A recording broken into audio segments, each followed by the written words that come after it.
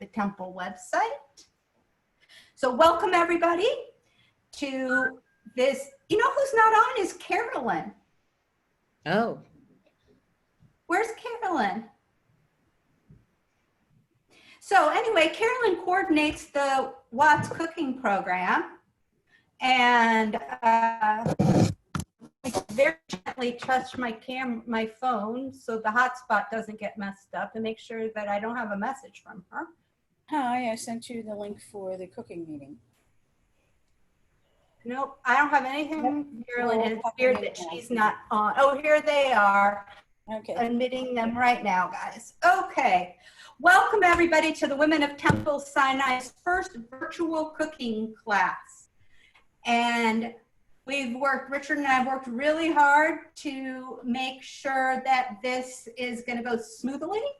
Technology may bite us. If I disappear because my Wi-Fi disappears, just stay where you are and I'll come back on.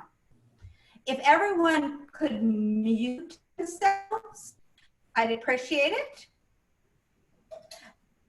And if you have a question, please put it in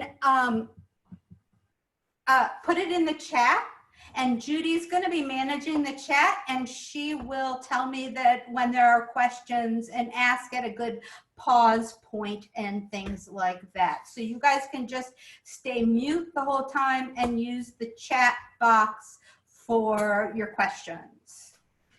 We are going to be making 3 dinners. We're going to be making homemade blintzes with homemade sour cream, homemade applesauce, and homemade farmer's cheese. We are going to make an Indian meal with black lentils and with naan and a carrot sweet dessert. And then we're going to make a fried chicken dip. So those are the 3 things we are going to make tonight. It's not going to be all exactly in that order because we're going to prep some things and then put some things back and stuff like that. So again, I ask everybody to mute themselves except for Judy. If you have questions, put them in the chat and Judy will get them to me. Okay. We are going to start with our farmer's cheese. And I have had a gallon of whole milk heating up on the stove for about 40 minutes. The recipe says you can do it in 20 minutes. I have found you cannot do it in 20 minutes. It takes longer, at least on my oven. So Mara, the first recipe you're making is the blintzes, correct? The farmer's cheese. The farmer's recipe cheese. I'm making is the farmer's cheese, which goes inside the blintzes. And we're doing, it's this cookbook, the Gefilte Fish Manifesto, which is one of my favorite cookbooks. And it's filled with Ashkenazic Jewish recipes that they've sort of upgraded to the 21st century. I highly recommend it. So Richard's gonna bring over my pot of my pot of milk. Okay. And you guys are gonna be so impressed because here we go. I have, right there, I have 2 cameras. So you're gonna be able to see my cutting board. So, yeah, Richard's gonna move it so you can see above the pot here. So you can see that it's all fuzzy at the top. It did not boil, but it went to 180 degrees. And what we're going to do is we're going to take distilled white vinegar that I've already poured out here. It's 1/2 cup. And Richard, put that almost right in there because what's going to happen now is just an amazing science experiment. So you pour that in and you stir it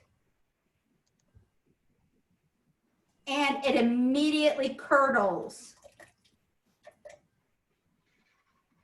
Okay.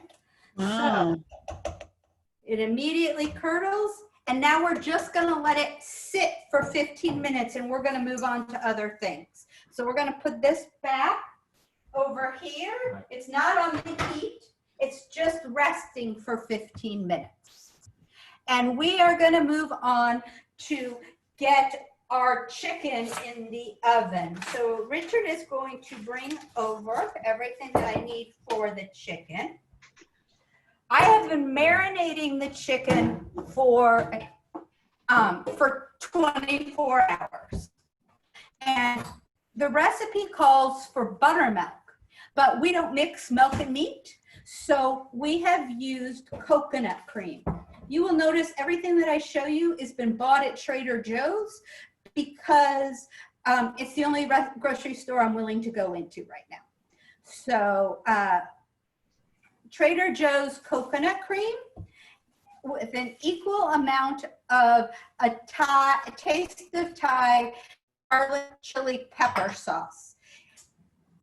It should be about half and half, but if you don't like really spicy things, you can put less of this in.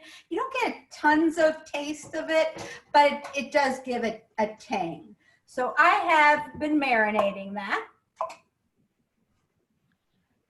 Laura, for Yes. the farmer's cheese, is it necessary to use a thermometer, or if it Yes. boils long enough, can you assume? I'm sorry, I should have done that. So you need to use a glass thermometer, a candy thermometer. Okay, I don't know what you're doing, but whatever you did was, yeah. So a glass candy thermometer and bring it up to 180 degrees. great. Okay, now we are going to make our fried chicken. So I've already measured out the flour here. Applesauce. Okay, can everyone please mute themselves? And I have all of the spices. Can everyone mute themselves, please? Frank, mute yourself. I'm gonna get off. Okay, so I have all the spices. I hope it's not me. It's Frank. Actually, Frank, you need to mute yourself, please. Okay, so in here is seasoning salt. And I use Penzeys. You're not sure. Yeah. Would you stop playing with the mic? Because I had it exactly where I needed it. So if we wanted to take a shortcut, Mara, could we just buy the farmer's cheese? Absolutely. Or ricotta cheese or anything like that. Great, thank you. So this is my seasoning salt that I use. You can use I'm any sorry, guess who asked that, Mara? And don't worry about it. I'm moderating questions. Please mute yourself. Thank you. So this is Penzeys seasoning salt. I really like it. It's got sea salt and then a little bit of pepper, paprika, turmeric in it.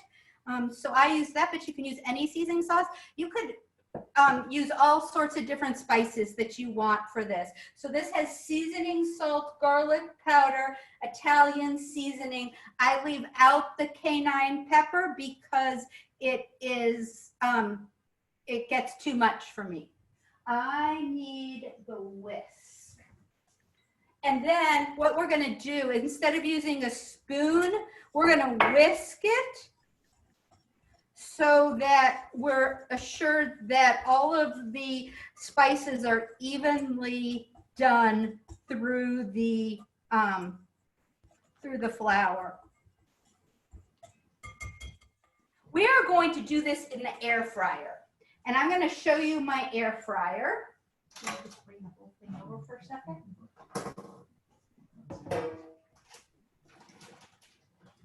So this is the basket of my air fryer. And this is the whole air fryer itself.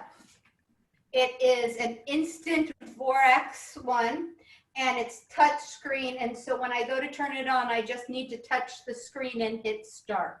And you're not going to get to see that part because I don't have enough room up here to do that. So what I am going to do is I am going to preheat the oven, Richard, the air fryer, for Do I need that to do it? nope. Please put it on for 390 for 25 minutes. How do I? Okay, I will do that. Hold on, I'll be right back. Maybe it won't do it without No, this, so I'll be right back. that's the safety piece. So what you're going to do is you're going to take a piece of parchment paper and you're going to put it at the bottom of here. But the parchment paper has to have holes in it so that there'll be air breathing through it. So I just use a scissor or a pen and I cut lots of holes into it. Now it is very important that you then put your chicken on it before you put it in the air fryer, because otherwise the parchment paper flies up and catches fire, and that's a little dangerous. And luckily I have a good sense of smell, so I didn't start a fire in the kitchen the first time I did this. What is the brand of your air fryer, Mara? It is a vortex, an instant vortex. And do you recommend it? I love it. I think the size of the pan is really good. I can get a lot in, as you're about to see. But I've really loved it, and Judy's the one that convinced me to get it, and now I use it all the time. So I'm going to take my chicken. And you're getting lots of compliments on your beautiful kitchen. Oh, thank you. So here's my chicken. I'm going to dump it in the flour, and I'm going to make sure the flour really sticks to it. I'm going to shake it off and put it in my pot here, in my air fryer. When you have breasts of chicken, sometimes those breasts are so huge that I recommend that you cut it in half, because it will make it more consistently. These are thighs, and they're huge thighs, but it will make it more consistent with cooking the other pieces if they're all somewhat the same size. So see how simple this is? You can then put this into your oven, or you could fry it in a frying pan if you don't have an air fryer. But after this is over, you're all going to want to run out and buy an air fryer because it's just so cool and wonderful. And what was the brand of your air fryer again, Mara? It's an Instapot Vortex. Instapot Vortex. Thank you. And I'll just put large size. Okay, so I'm going to put this in the air fryer. So I'm going to step away here for a second, and then we can start on our next thing.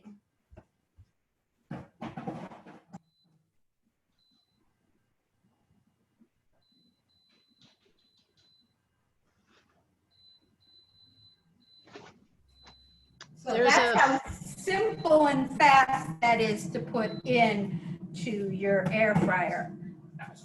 There's a Facebook group for air fryer recipes, by the way, if anybody Yes, and is on I Facebook. do use that I do too. often. I do It's a too. really nice piece. Okay, there is a huge fight over whether on Blintzes and Lucky's and everything else you should put sour cream or applesauce. Therefore, I decided we should make both. So we're going to make the applesauce. Applesauce is simple to make. I just cut up the apples beforehand so that we could move faster. So all I did was I diced apples, put them in water with some lemon so they wouldn't turn brown. I'm going to pour out all my water now.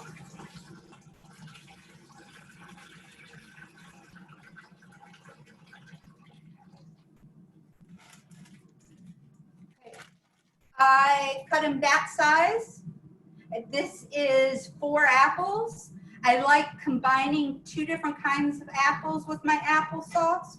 So this is a combination of Pink Ladies and Granny Smith, but it was really called the 2 that I have in my refrigerator. So you can really make it with almost anything. Then a cinnamon stick for this amount. I'm just putting 1 cinnamon stick right in it. And I'm going to just put less than an inch of water at the bottom of my pan. Otherwise it will be too much water because apples are basically all water. And then we're going to pour it into the pot and put it on the stove and stir it every once in a while. But basically we're just going to leave it. Water's in. The water's in, everything's in What fire? medium. So put it on a medium heat. So simple, really good applesauce. Now for the really awesome thing here, guys. Covered or no? No. We are going to make our very own sour cream. And you're not going to believe how simple it is. We are going to put in a cup of heavy whipping cream. Okay? Cup of heavy whipping cream.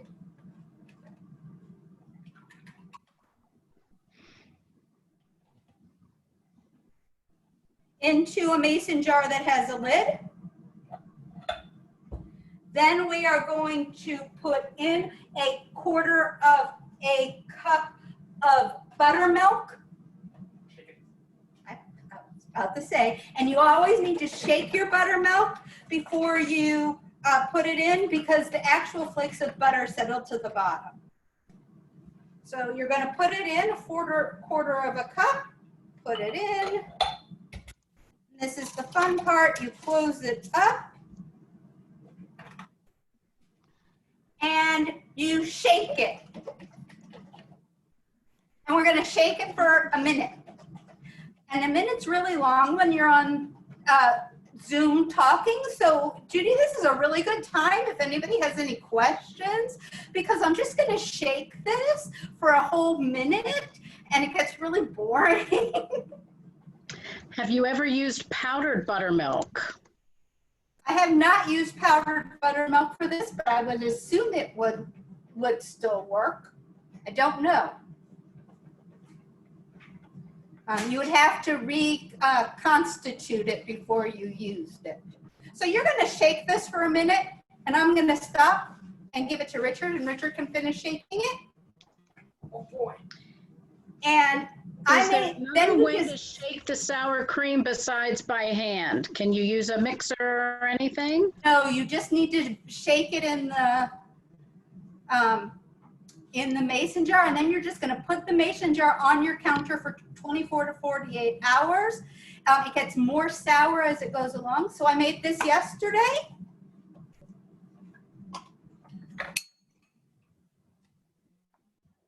Can you see that? Mm-mm. So it's actual sour cream, real sour cream. It's not sour enough yet. I probably would let it sit for another day because it's not quite sour enough. But and it will last in your refrigerator for a week.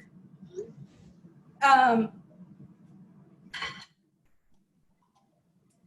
every time you use it, you should shake it up a little bit or circle it. Stir it. Do something just to get it all back together again. But very easy, really impressive. If you're like for Hanukkah, you're doing latkes and you make homemade sour cream and people will be blown away. You could buy the latkes from a store, make your own homemade applesauce and sour cream and people will be blown away. Do you think it tastes better to make it rather than buy it? Is there a difference in the taste? Yeah, it's lighter.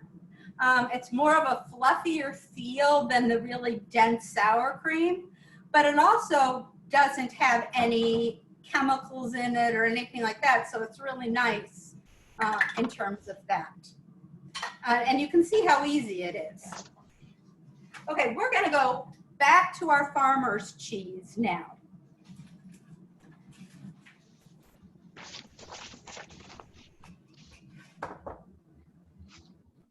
I need to pop Richard with the water. So with the milk. Pop with the milk. So this is cheesecloth that I am going to put in my strainer over a pot of water. And Richard's gonna start pouring in the milk that has curdled, and the curdles are going to stay in our cheesecloth, and the whey is going to go down into the pot.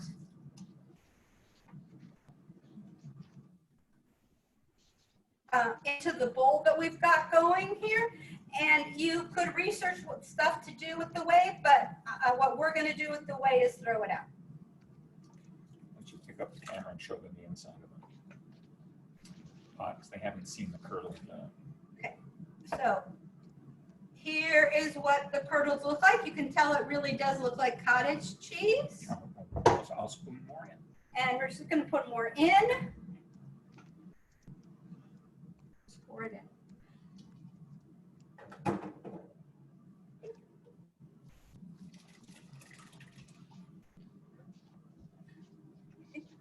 And then I'm just going to pick it up here.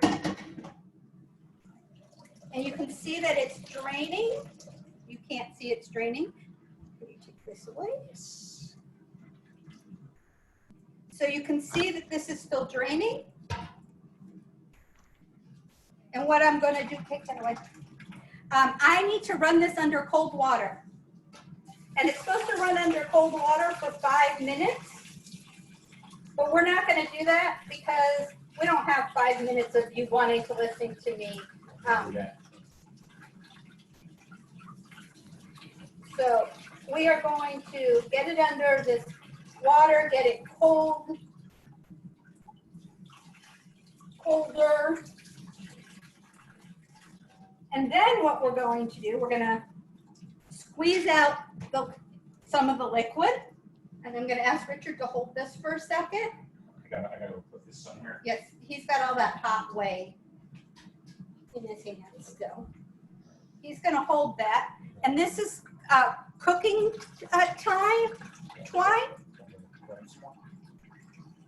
And we are going to use the cooking twine, and we're going to tie up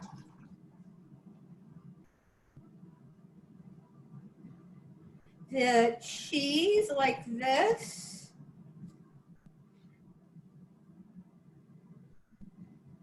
Okay, and then we're going to hang it over the sink.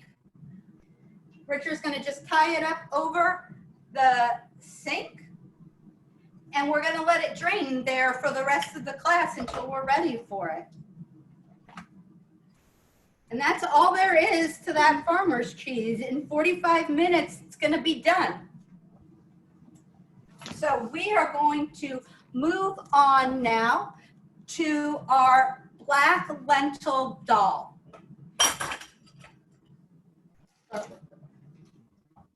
So these are black lentils.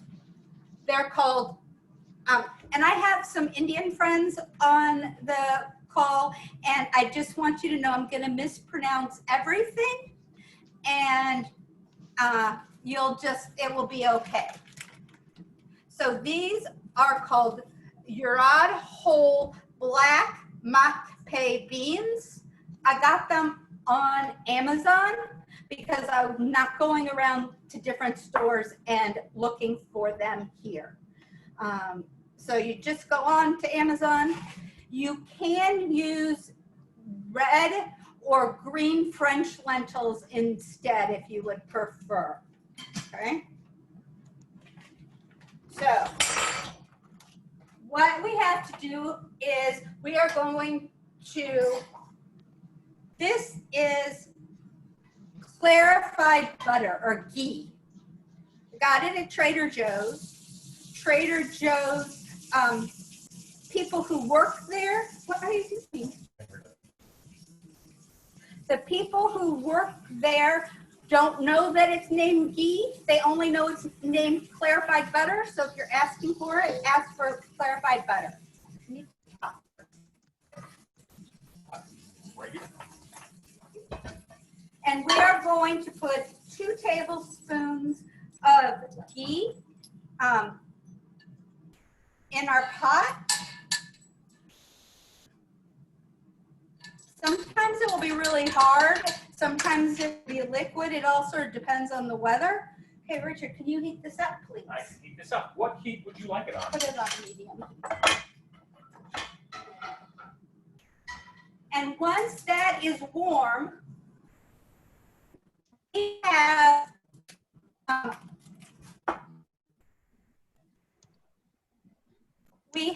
right here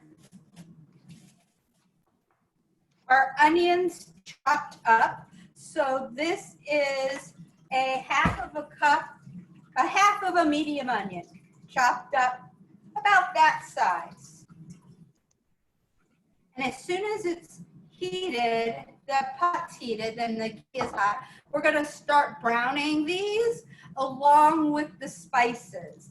And this is cumin, coriander, turmeric, and garam masala. Garam masala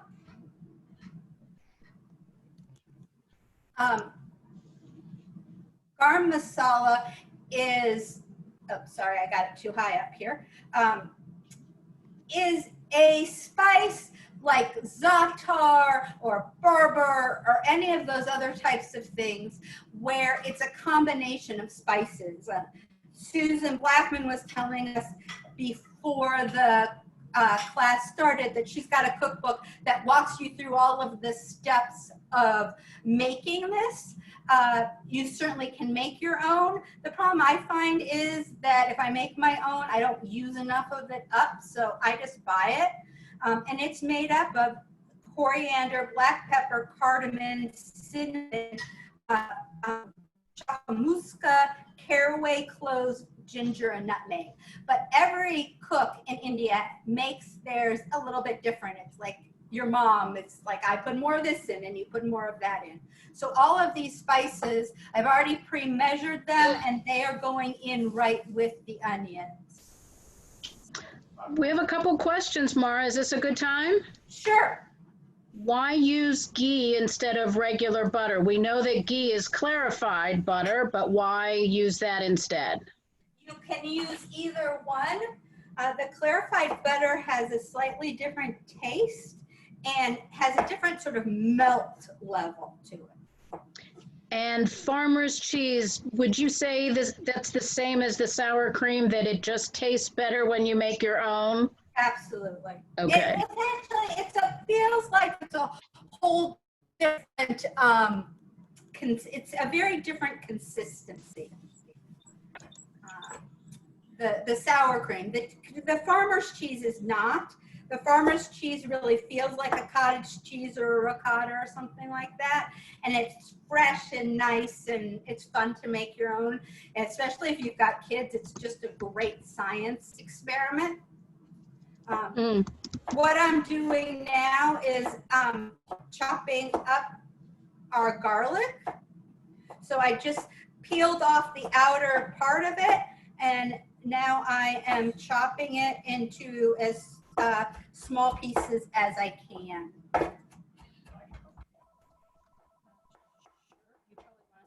Yeah. We're making these pretty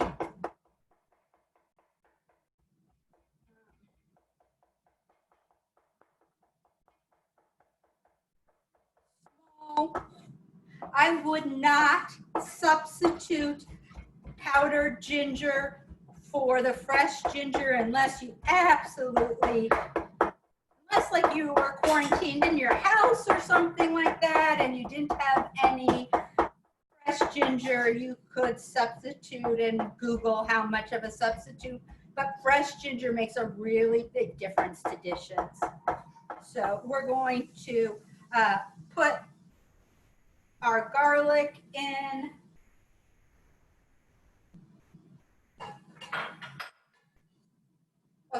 wasn't the garlic, that was the ginger. Now here's the garlic. We've got 2 cloves of garlic. I am just going to press with my knife to get the peel off. Peels pretty easy then, sometimes. You can use less garlic, more garlic. Garlic is really to your taste of how garlicky you like it.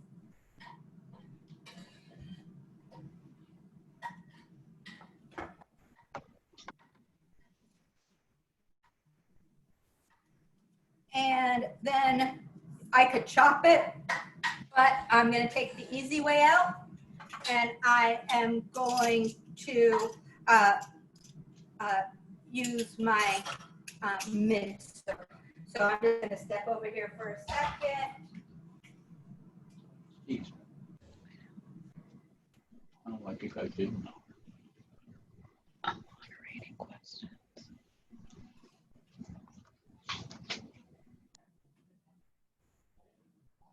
I asked Richard, the apples don't seem like they're cooking, so I asked him to put them to a boil and then bring them back to a simmer.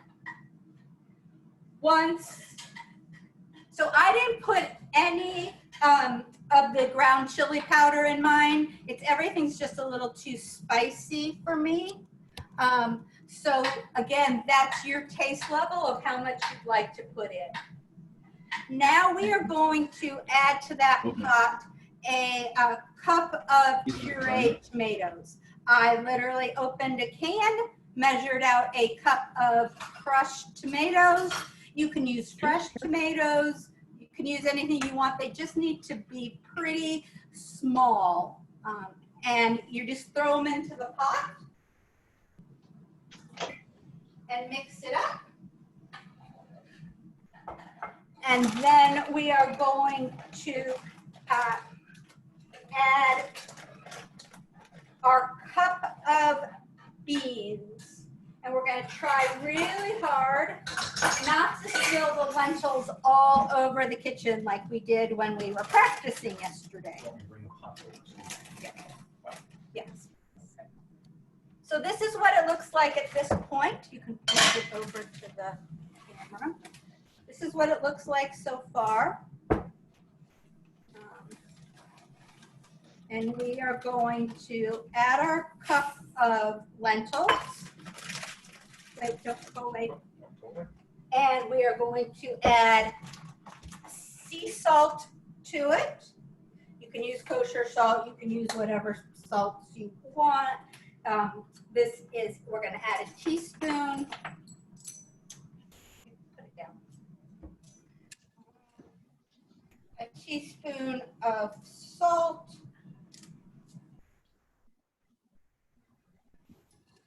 And then, hold on 1 second, Richard. We are going to add 4.5 cups of water.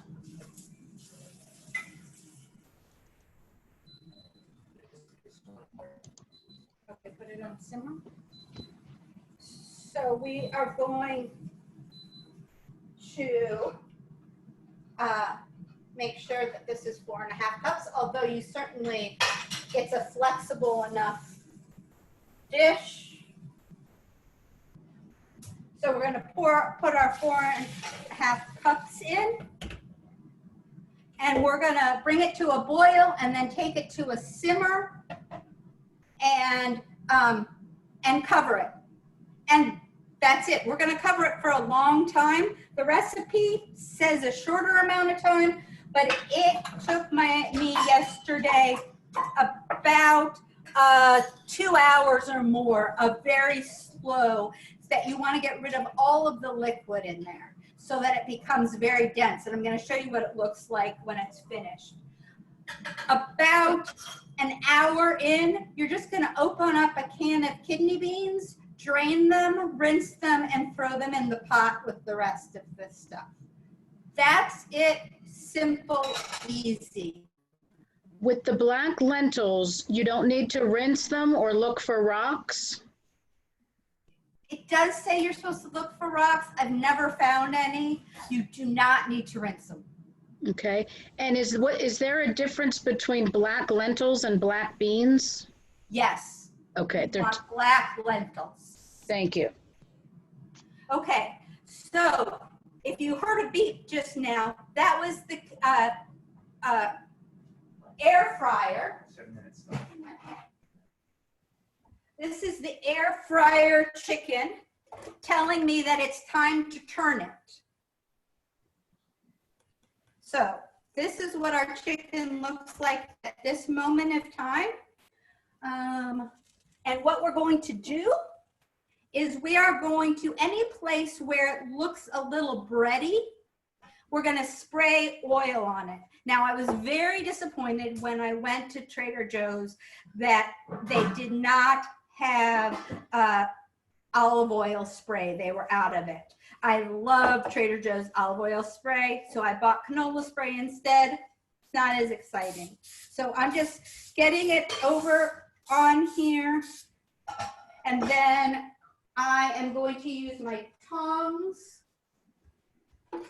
and very gently turn it over so that I don't lose the breading.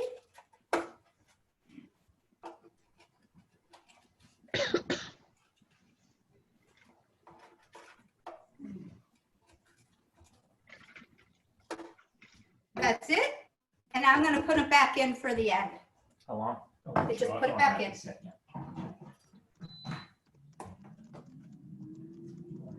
Okay. Take your camera and angle.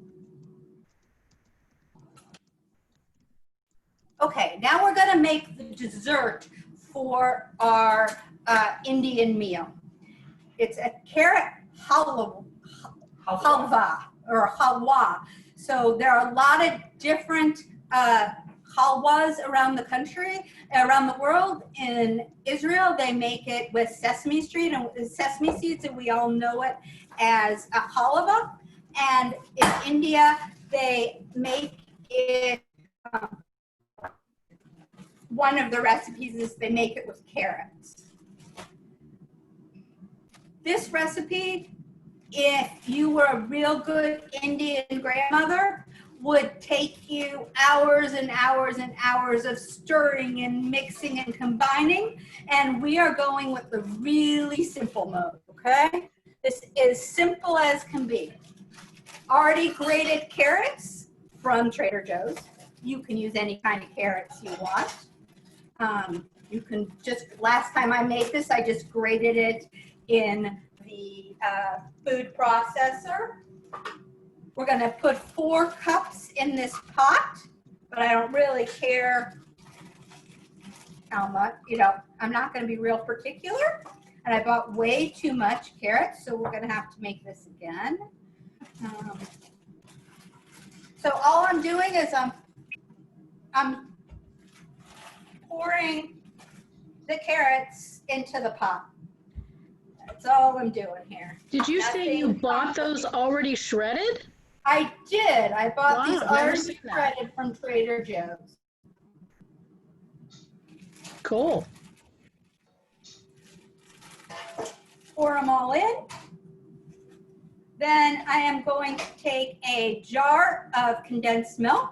This one happens to be fat-free because that's what was in my cabinet. You can use a full fat one, whatever you want. And I am just pouring it in on top of the carrots.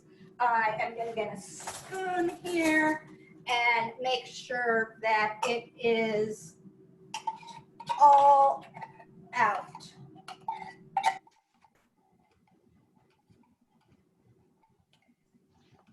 Okay, I'm going to mix it up. I'm going to put it on the stove on medium heat until the carrots are tender, and then until all of the liquid evaporates. And then we will spice it up at the end. So, Richard, can you please put this on the pot, on the stove?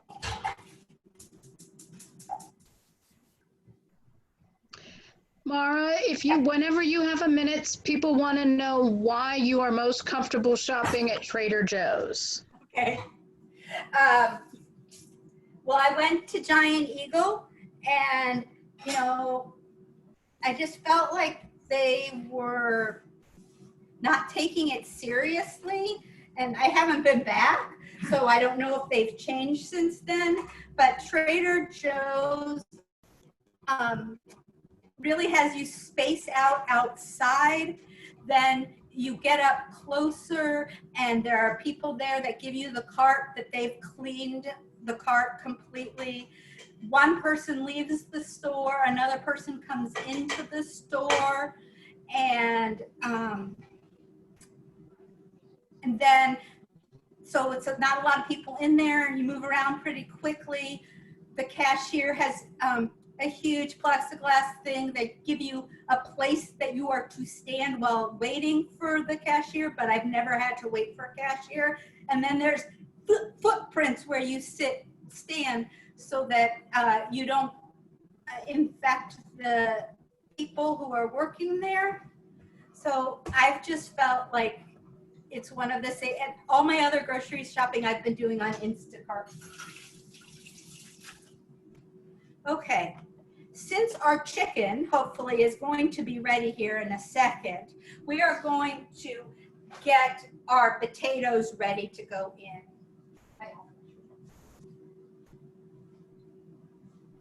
So I have been soaking these potatoes that I've cut into French fry size, although my daughter says they should be much thinner than this, but I like my French fries I like the potato-y part of it. So you cut the potato any way you want to. And I've been soaking it because that gets rid of the extra starch and will make it stickier, make it crispier. So it's been soaking for about 3 hours. You don't need to have it soaking that long. You can soak it just for half an hour. And what you're going to do is you're going to roll out some paper towel on your counter.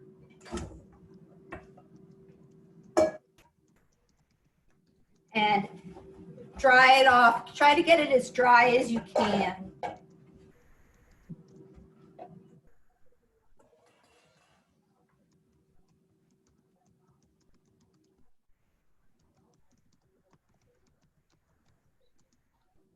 Okay. Once you do that, I'm going to use the same bowl that I was using for it before, and I am going to put it back in. That beep means our chicken should be done, and we are going to use a different thermometer, not the glass thermometer, to check and see if the chicken is done. So Richard's going to bring that back over here. I thought I had to show them what it looks like. No problem.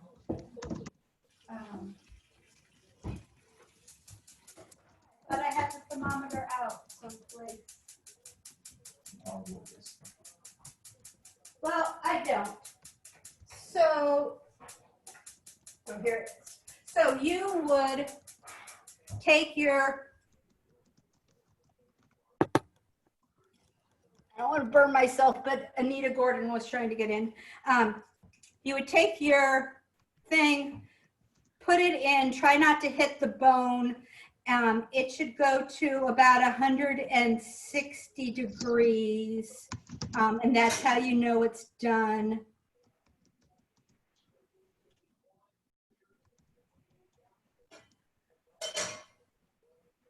Okay, and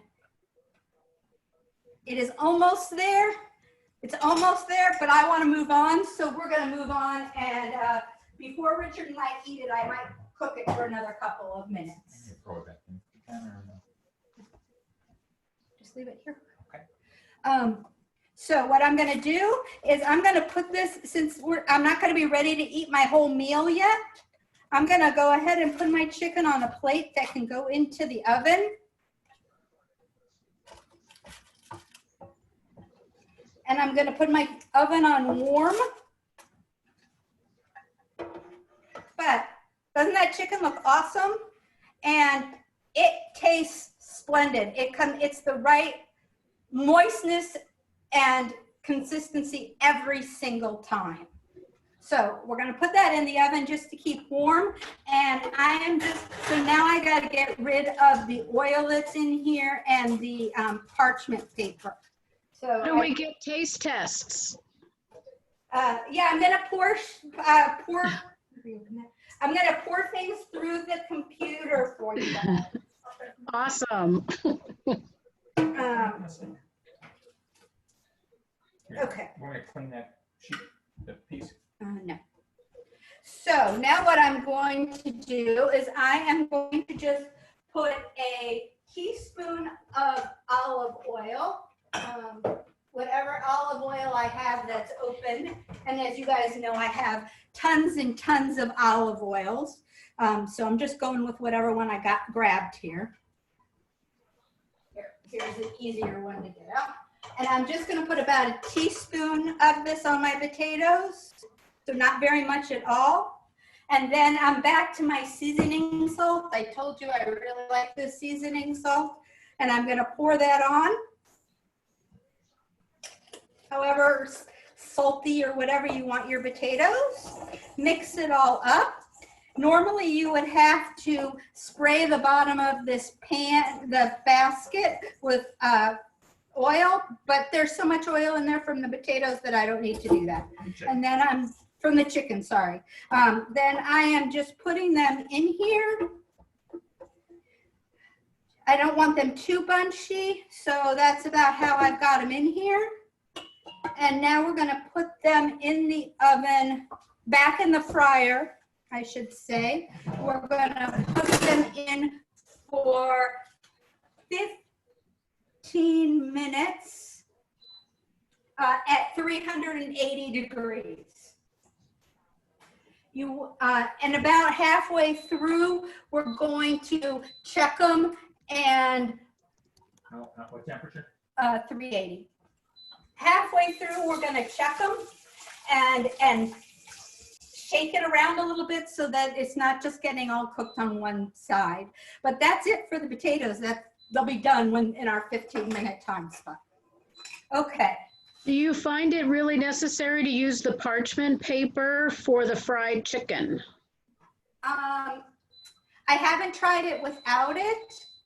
I think some pieces of chicken are too fatty, like this was pretty fatty chicken, but I think it helps it drain some of the fat out and leave it a little bit crispier. And we have a request if you could show the chicken again. Yes. Thank you. Richard's going to get it in a second. Thank you.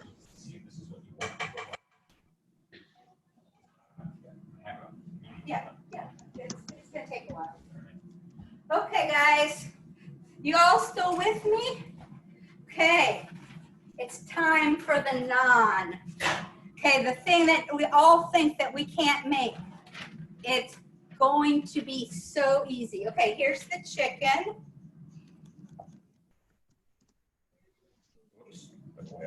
Okay, everybody got a good view of the chicken?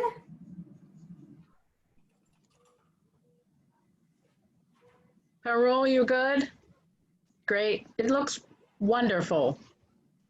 Okay, guys, we are going to make naan. The flour. Like that. Yeah. Tell them who first made them. So Richard made the naan to begin with and had such success that once I show you how to make the batter, he's going to show you how to roll it out and fry it. Oh God, where am I doing that? Over here? Right here. Oh, okay. Oh, that's wrong. I got more. I'm impressed at how well Richard follows directions. When it comes to a recipe, he follows them better than I do. I go with the flow. He's pretty meticulous.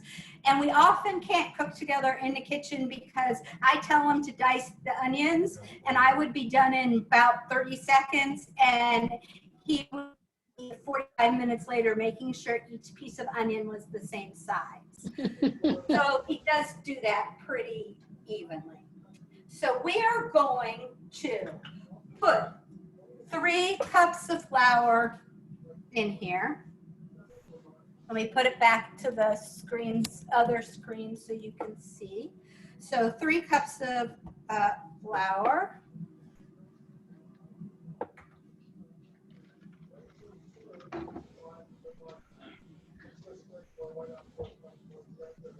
Okay, so there's my 3 cups of flour. Get rid of the flour for the time being. Let's get it nice and mushy. Now we're putting in baking powder. We're going to put in 2 teaspoons of baking powder. Richard, can you see if you can find the whisk someplace? We used it for the chicken. So 2.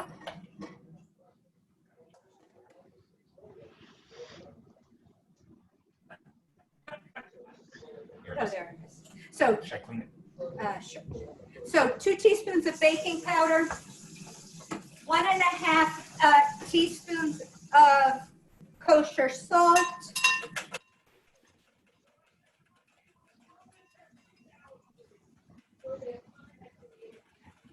and 3/4 of a cup of buttermilk.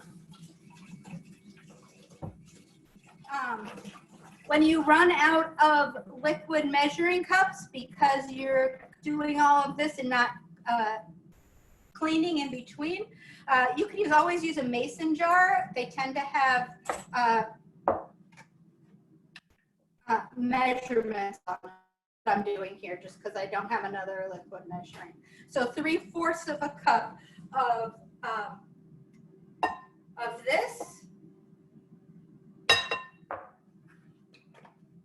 And I am going to mix it first with all these things out of the way so you can see it. I'm going to mix it, and it's still really fairly dry.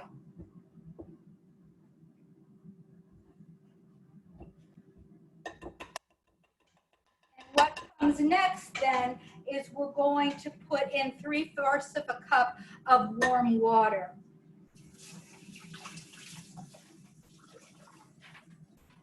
And we're going to do that little by little.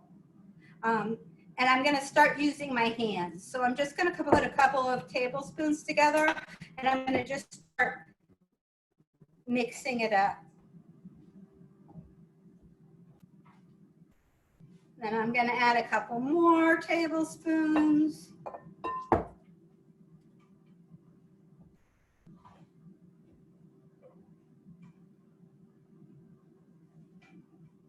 And I want to get all of that flour down at the bottom mixed in. So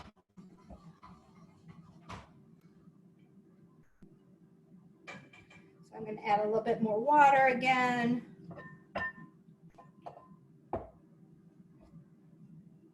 Richard right now is going to start heating up the frying pan because it needs to be really, really hot. We're not putting anything on it. It's just, We're not using the crepes. no, we're using no. the-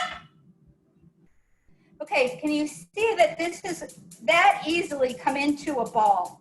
Let me wash my hands real fast.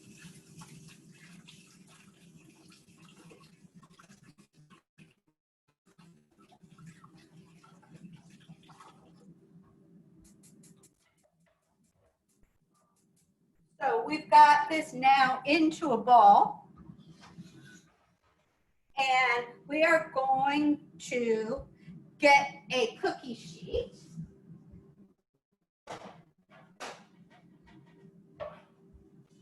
And spray it with the canola oil.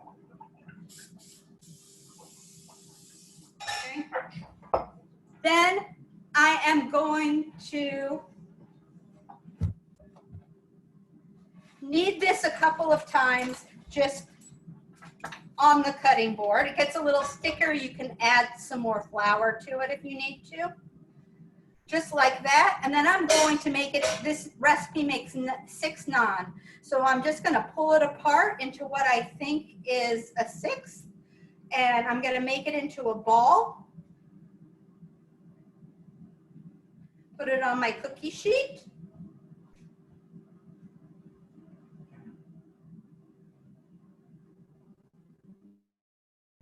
When I'm done with this, I'm going to cover it with this one's too big. I'm going to cover it with a slightly damp cloth.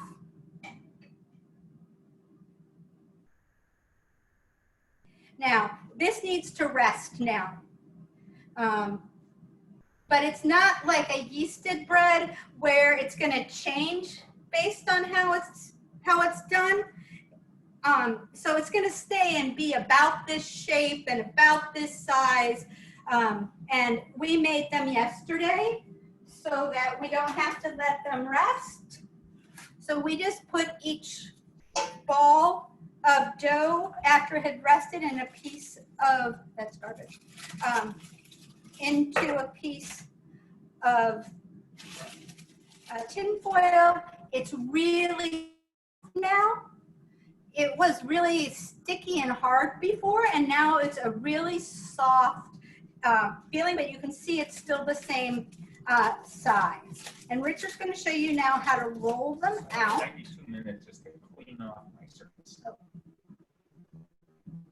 What happened? We have people who, Here. who my hands are too big in the way. There we go. All right. I need to clean up a little bit here.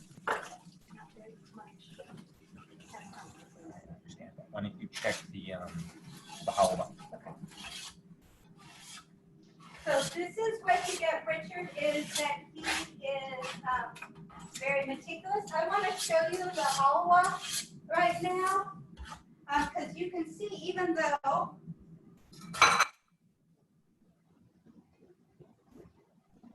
so here's the halwa now.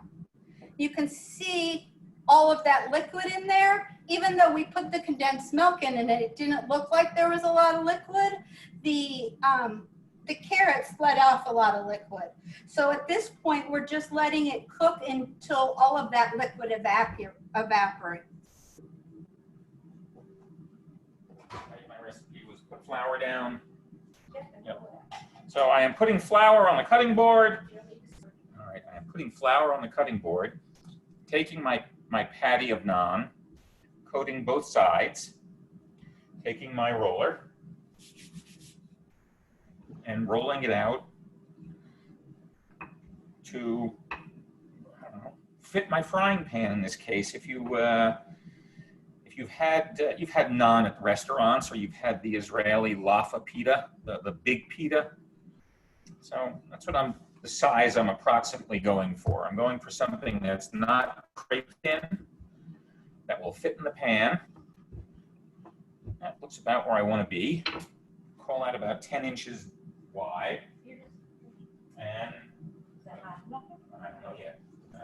Take a little bit of water in there. So the other thing that Richard does is he doesn't believe in turning heat on to the highest point. Now, when you're trying to heat a cast iron pot to a really high thing, you need to put it on high heat. He put it on medium heat, so it's not done yet. You don't get there. You are going to sprinkle a little bit of water in, and if it bubbles right away when you do it, then you know it's done. This piece of naan that he rolled out is so flexible and so stable. I can pick it up without any problem. I can lift it. You can see how thin it is. Why don't you roll out your other two while you're waiting for it to get hot? Okay. Mara, while we're waiting for the pan to heat up, how do you store leftover naan? Do you freeze it? If so, do you freeze unbaked dough, or do you bake it and then freeze it? So the first time I made it, I actually made it and let them sit overnight in the refrigerator for almost 1 or 2 days, and it probably used all my patties over the course of 3 days in the tin foil in the fridge. It didn't seem to have any, And I would freeze it. If you want to keep it longer than a couple of days, Yeah. I would freeze the dough and then let it come back to room temperature. Not that I've tried it, but that's how I would that's what I would do. Great. Okay, so he has just put this on the pan. I'm going to try to take our camera over there so you can see it. You're Yeah, there we go. you're about at the end of your cord. Let's see if we can get this manipulated so that you can see it. So there it is on the pot, on the pan. It's going to puff up a little bit. There are the tongs, Richard. Okay.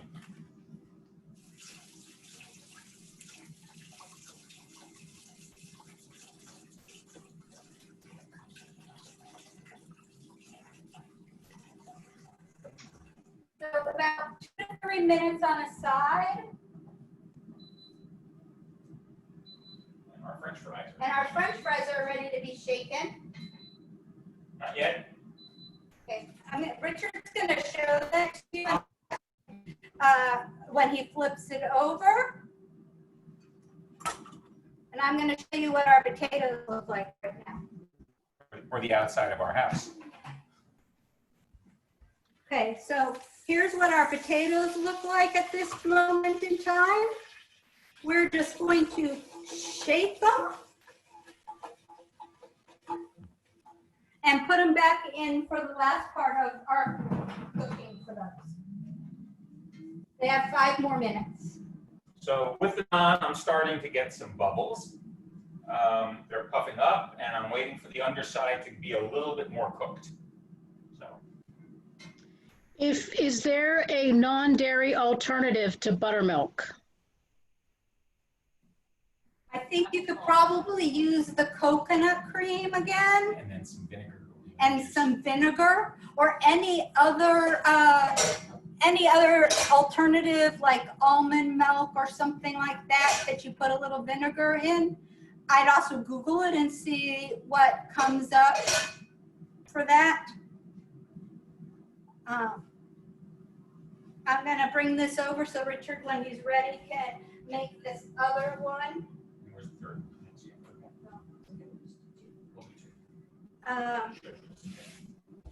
Okay.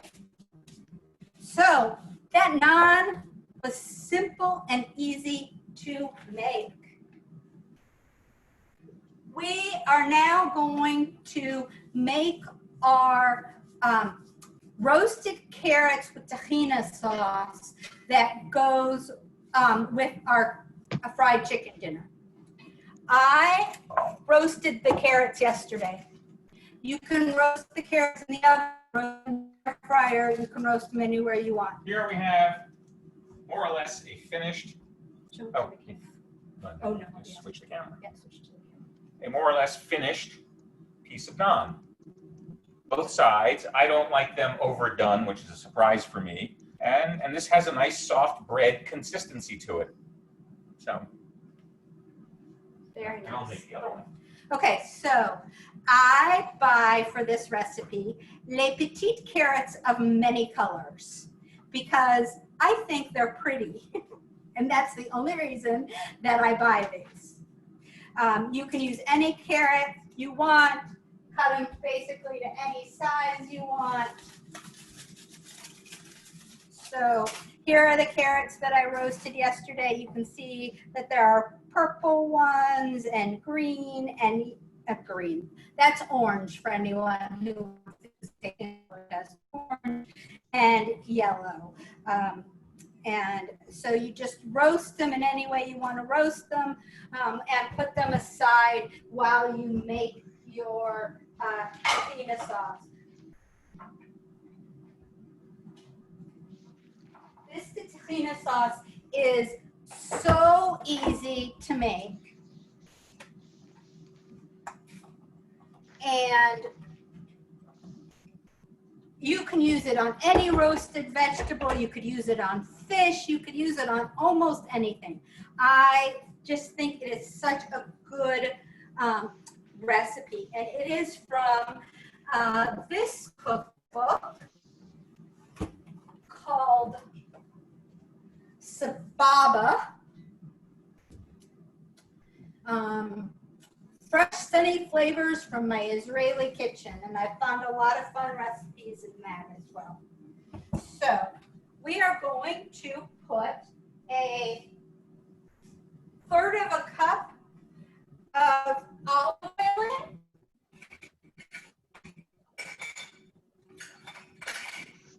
When I find a third of a cup.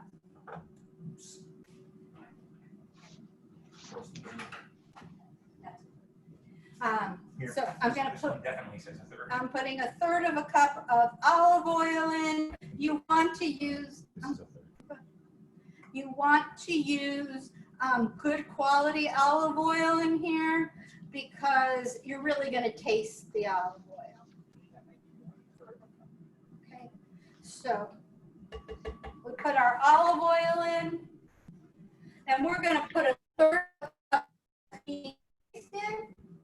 You're going to be shocked, but I got my tahini paste at Trader Joe's. It's organic Trader Joe's tahini. Shake it so that you can get the consistency good. If it doesn't have a good consistency, if it looks like it's separated, you want to stir it a little bit. But it's been out for a while, so it's pretty good. So this is, you can sort of see what it looks like here. And I'm going to put a third a cup of the tahini in. You want to show them finished french fries? Yeah. You can put them, Richard, in the orange bowl. Okay, should I don't want a paper towel to soak up the. No.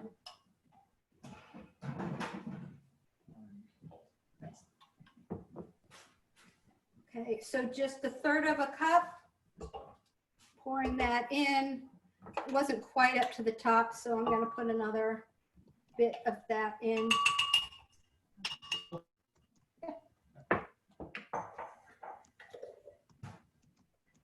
Then you're going to put a quarter of a cup of fresh squeezed lemon in. We've already squeezed our lemon here. I would really use fresh. If you have to use can, you can, but it will make a difference in the taste. So a quarter of a cup of lemon juice, and then 3 tablespoons of date molasses. This is what date molasses looks like. You can get this at any of the Arab stores in the strip. And I'm going to put 3 tablespoons of that, and this is going to give it a really sweet taste.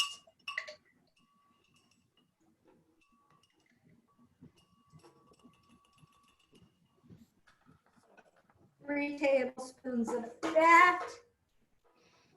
And now I'm going to get really cold water. So what happens is with the water, when you mix it, it seizes up, and using colder water makes it become a liquid consistency. So I'm going to get water from my refrigerator over here. Is there anything we can substitute if you don't have date molasses? You can use molasses. It won't be as sweet. You could use honey. Thank you. Either one. Now I'm just going to turn this on.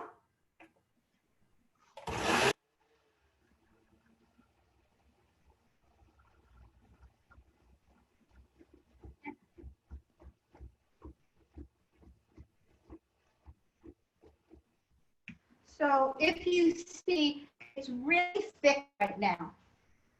And I want to be able to drizzle it over my carrots. So I'm going to add more water.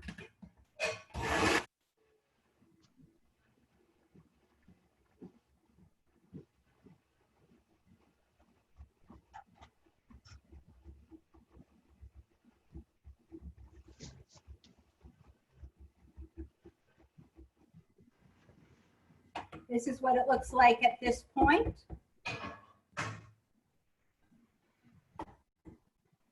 And I still want it more liquidy than that. You could stop at any point. It's at the consistency you want for what you're using.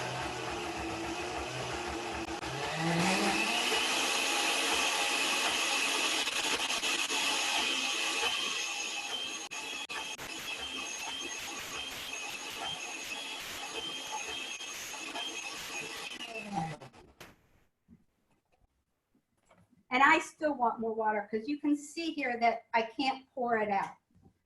So I'm actually going to bring it right over to my refrigerator and get more water.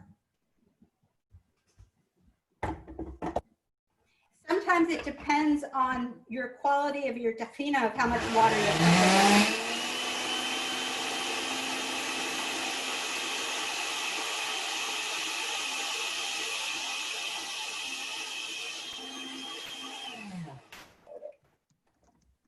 And now we're beginning to see it.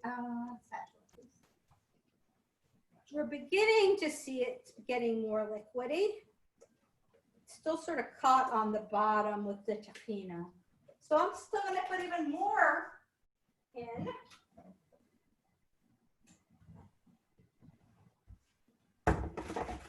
And I realized I never put the sea salt in, so I'm going to put the sea salt in.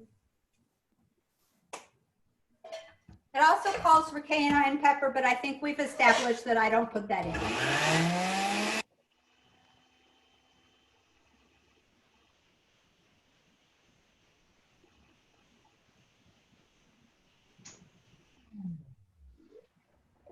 Okay.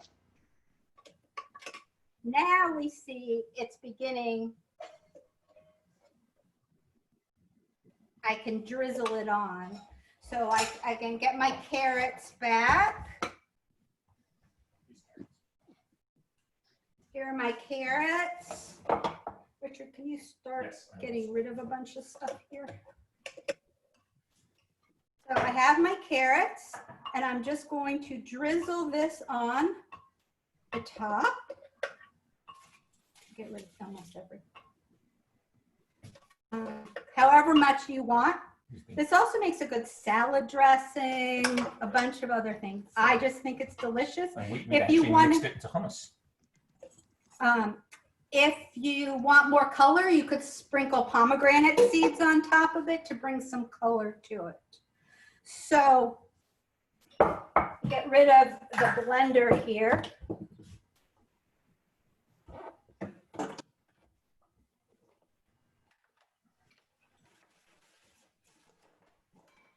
And I'm going to be able to show you our complete chicken dinner.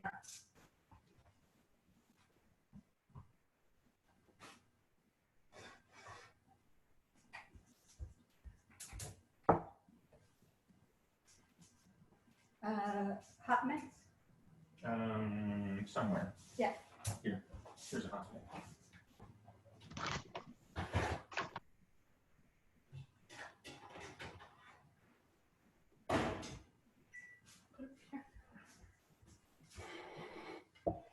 So here's our dinner.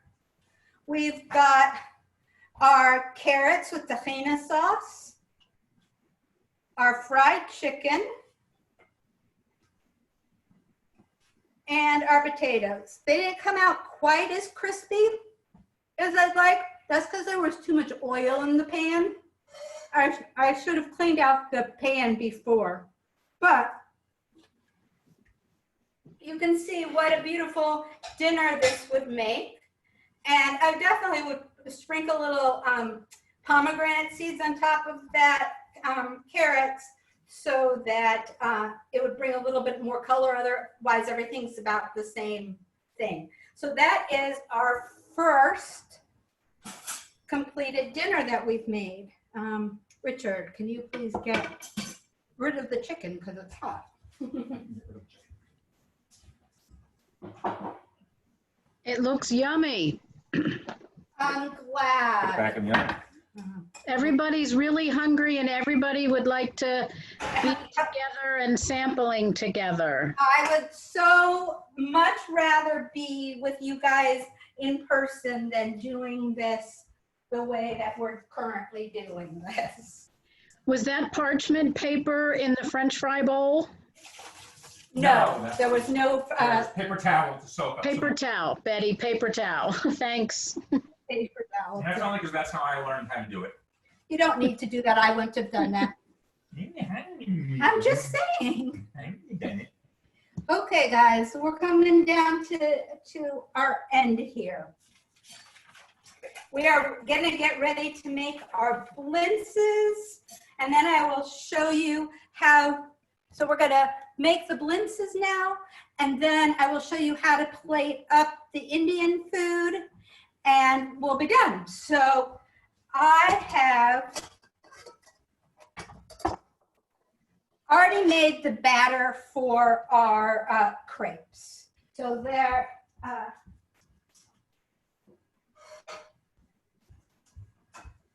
so here's the batter for the crepes.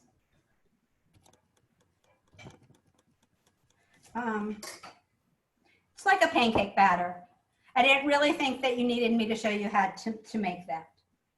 So, but we are going to now make the cheese filling. So we are going to get our farmer's cheese down from where we've been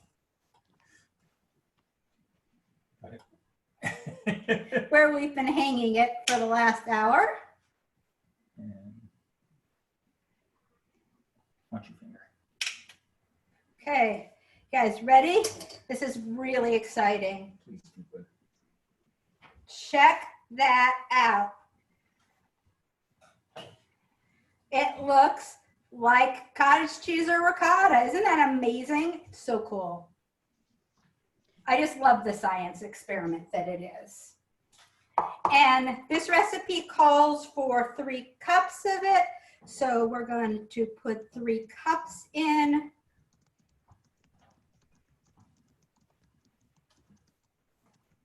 Of our homemade farmer's cheese.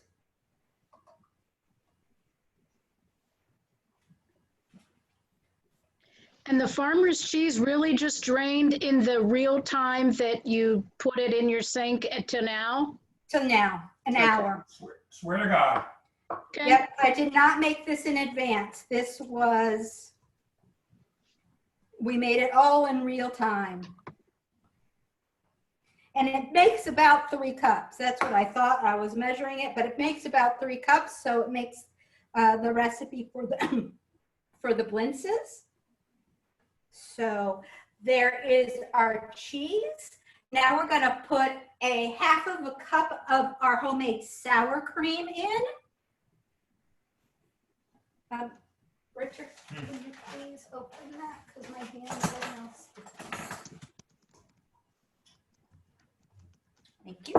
I'm going to mix it up again and putting in a 1/3 of a, sorry, a 1/2 cup. Putting in a 1/2 cup, which I'm just going to guess. So there's our sour cream and our 1/4 cup of sugar.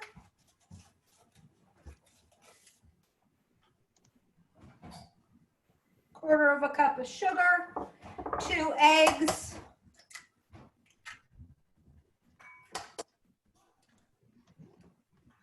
some lemon zest,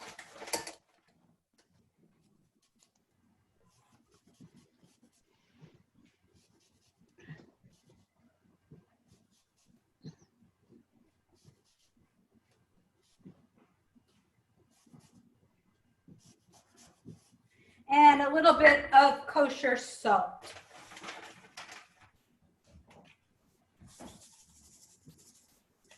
And you mix it up.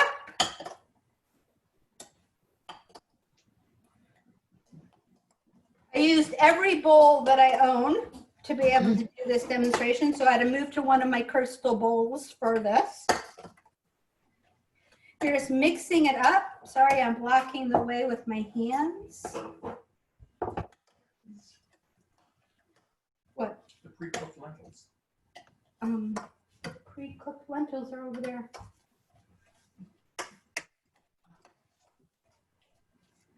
Okay, so you're just mixing this up until it's this kind of consistency. And so it looks like this. Mara, have you ever used dried zest from Penzeys instead of Yes. fresh if Yes. you don't have it? Yeah, You should put a little water on that beforehand and reconstitute it. But yes, I use, if I don't have lemons or oranges or in the house, I have that in my spice drawer. I never knew I never knew you could buy that, honestly. Yes. Cool. So that's very nice. Okay, guys. Now the next thing is that you've got to make crepes. And we should really get Shoshana to make the crepes because she makes them the best. But she was adamant that she thought I could handle it. No. She was adamant that she wanted no part of this. Yes. Other than the technical. Okay. This is a crepe pan. This is a crepe pan. So this is what we're going to use. You can really use any sort of frying pan. But the crepe pan works really well. We are going to pour 1/3 of a cup of the batter. Once this gets hot, I'm going to pour 1/3 of a cup on it. Oops.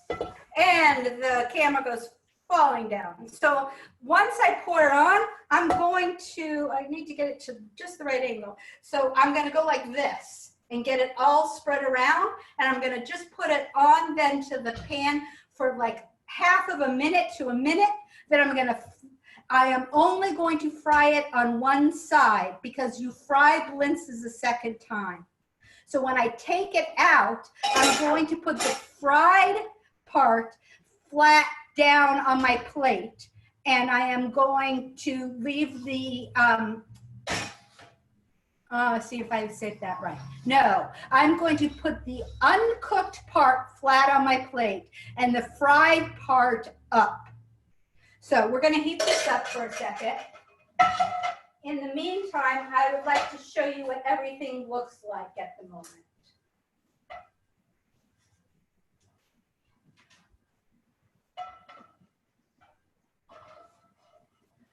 So this, Raise the camera. yeah, that'll be easier. This is what our carrot stuff looks like now. You can see that it's basically done. All of the liquid has almost evaporated, so that's about done. That's actually not hot. I think the lid is hot. Here's what our applesauce looks like right now. And we're just going to use a fork. I've got the water in there. Water stays. Okay. Water stays. We're going to get rid of the cinnamon stick, and just using a fork, we are going to mash this.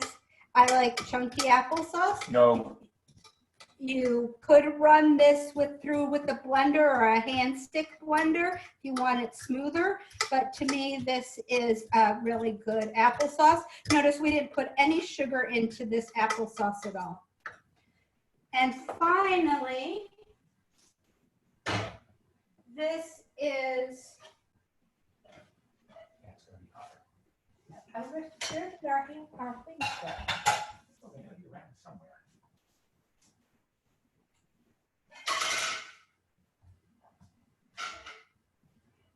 Here they are. About it. So this is what the lentils look like at this point. So you can see that they still need, to get rid of all of that liquid, we still need multiple hours of it sitting. And I'm going to show you what I made last week. But I am going to put the kidney beans in here right now. Mara, have you ever used dried ginger from Penzeys? Not powdered, but the kind that you can reconstitute? I have not. Okay. I think Penzeys spices are outstanding, and I would certainly, anything that they sell, I would be perfectly happy with. So I'm just draining these kidney beans and throwing them in the pot, and then I'm going to put it back on the stove. And we have a question about the crepe pan. What brand do you have? It looks like a nice one. I don't think so, because we bought it for Shoshana for a birthday present one year. So my guess is I went to Target. Name unknown. Okay, thank you. Okay. We are just going to make a couple of crepes here so that we can show you how to finish it off. So, Make sure it might not have enough yet. That needs some time. okay, that needs to still heat up. So I am going to show you how to finish up your carrot halwa. Did you show them the finished doll? No. Show them. No, not yet. Okay. Okay, so here is our carrot halwa.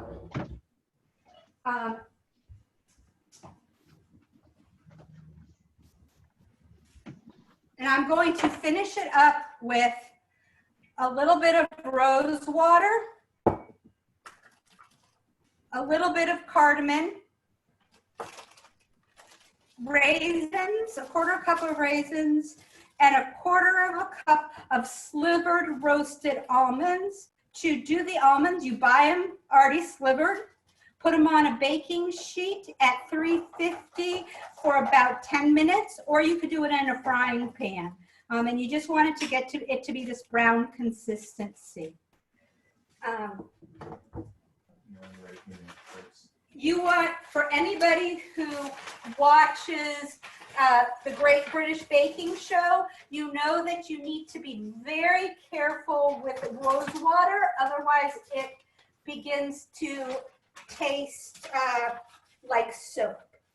So you just want to put a dab of this in. And then we're going to put some cardamom in. I'm going to put the raisins in. I'm not putting the almonds in because I'm going to share this with somebody who is allergic to nuts. So we're not going to put the almonds in. And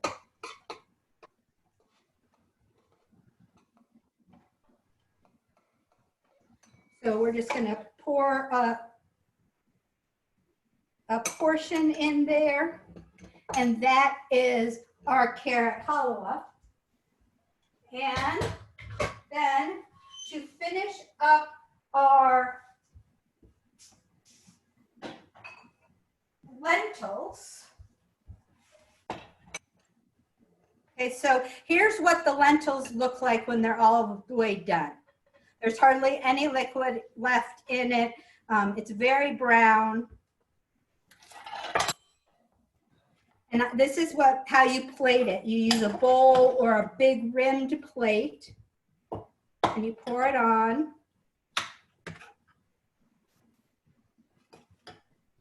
You put a pat of salted butter right in the middle, and a teaspoon of cream. Now, Richard eats this without all this extra stuff. So you add this extra stuff if you want. I've added yogurt to it instead of the cream. You add the cream. You have cilantro that's already chopped up, and you put a couple pieces of cilantro so it's not so ugly looking. And this is our second dinner, all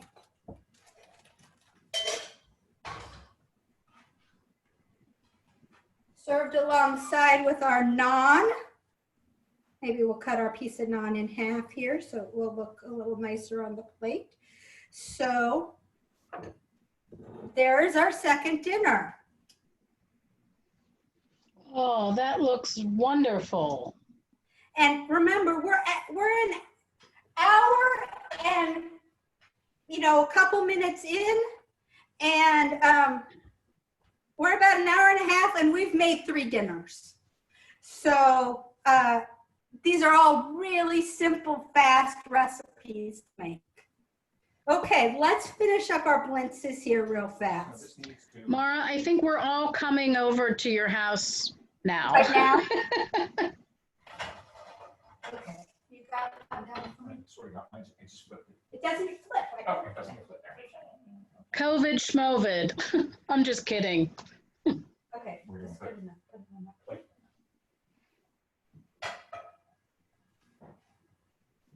Anything more? Okay, here is our plate of crepe.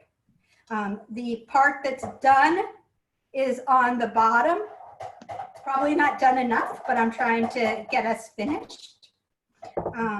We are going to take a chunk of our cheese mixture. And then we're gonna roll it. So I'm gonna put it that way and that way. And then I'm gonna start to roll it from this way. I put a lot of cheese in. So it's gonna be a really big blintz. But there you go. That's what our blintz is gonna look like. Cracked a little bit because it did. Richard's gonna bring me one more, and I'm gonna roll it out for you one more time. And then we're not going to. Then what you would do is you would put this in the frying pan. And you would fry it for about 4 or 5 minutes on each side. And then serve it with your sour cream and apples. Patience, patience. So how you know the crepe is done is it starts to curl up at the edges.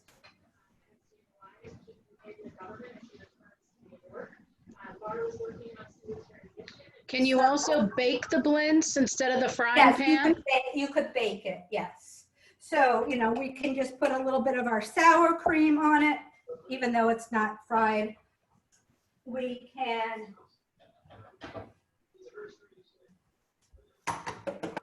put a little of our applesauce on it. If you do it in the frying pan, do you use butter? What do you fry it in? Butter? Butter, oil, anything you want. Not a lot. Not a lot. I mean, it depends on your frying pan too. I fry these in our electric frying pan. So that's our third dinner. I'm going to show you one more time how to roll it. Move your blintz. So again, you put your bit of cheese in. Put a little less in this time. You fold it over one side and then you fold it over the other side and then you roll it. You sort of flatten out the cheese in there and you roll it and you've got your blintz. A little bit bigger than the ones you get out of the freezer. So there we go. Three dinners, an hour and a half, a little bit more. Kitchen destroyed. And I don't have the guys from Temple to help me clean up. And you know Shoshana's not going to do it. So we're going to hang up real soon. And Richard and I are going to bring our kitchen back to order. You've always said Richard does a really good job of cleaning the kitchen, Mara. Does do a really good job cleaning the kitchen. He is always my sous chef. He's always my cleaner. We have a really good deal going. So Is there a benefit of using an electric frying pan over a regular one? my electric is Teflon.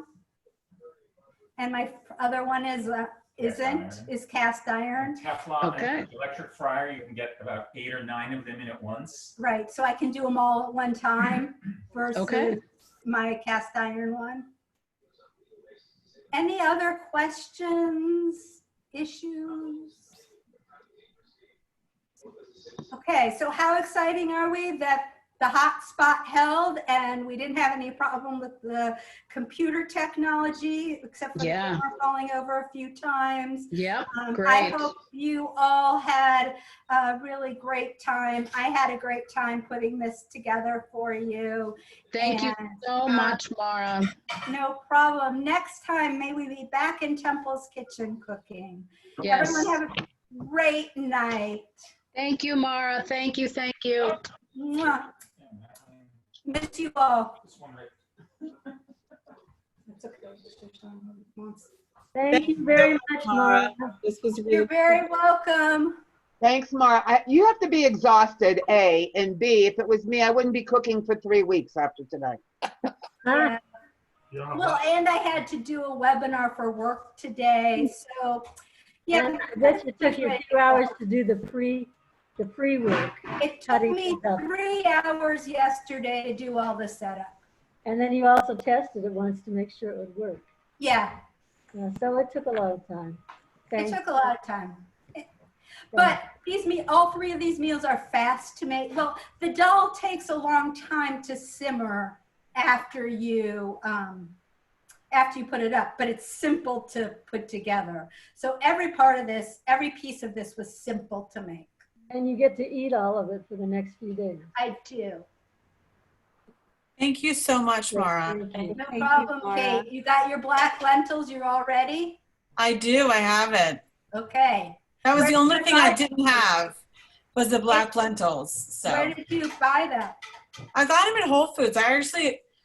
I put an order in at Whole Foods last night at 9 o'clock from my bed, and they were here at 7 o'clock this morning on my doorstep. Wow. Okay. So Wow. there you go, guys. Another place to buy your black lentils. Yeah.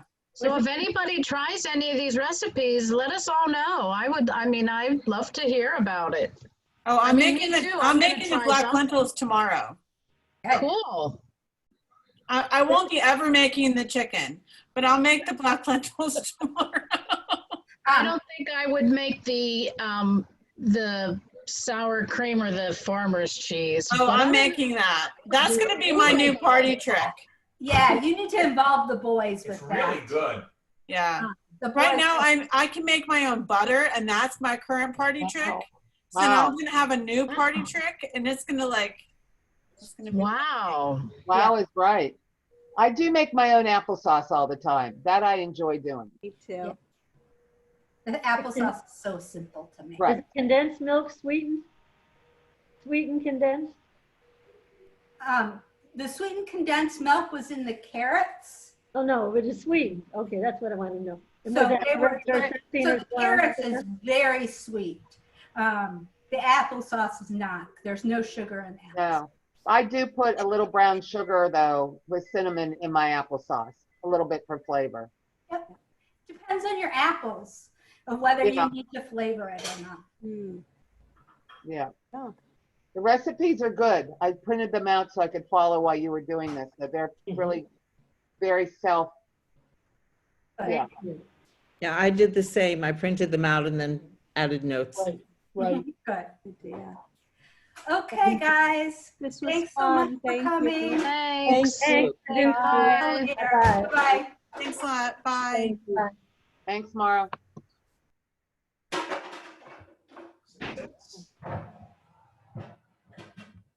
Yeah, I do think it was good. There we are. All right. So